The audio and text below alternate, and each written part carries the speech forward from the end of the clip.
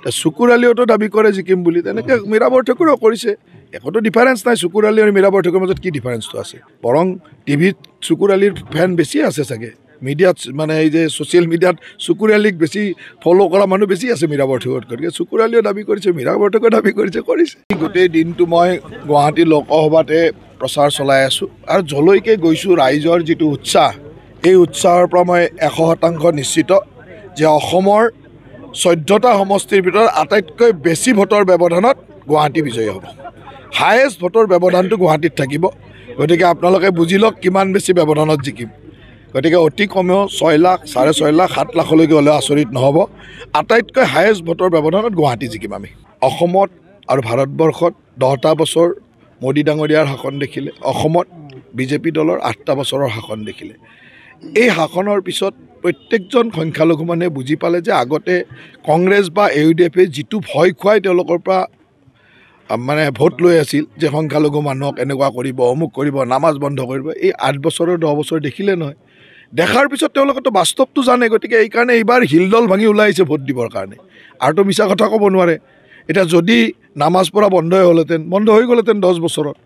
যদি মছজিদ উঠাই দিলেহেঁতেন, এই 8 বছৰ বা 10 বছৰত নোহোৱা হৈ গ'লহেঁতেন।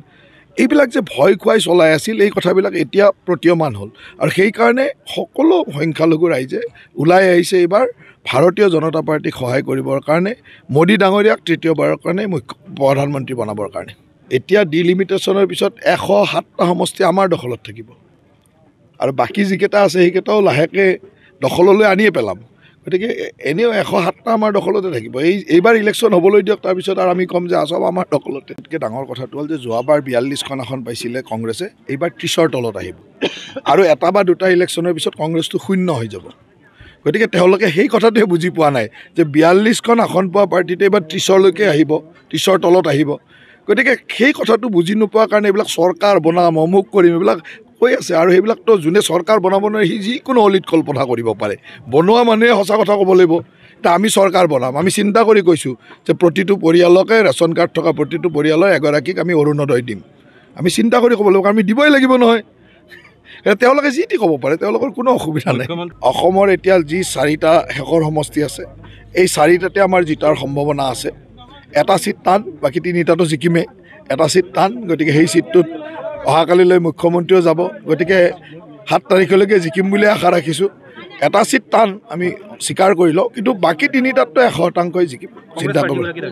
চকুৰ আলিওতো দাবী কৰে জিকিম বুলি, তেনেকৈ মীৰা বৰঠাকুৰেও কৰিছে।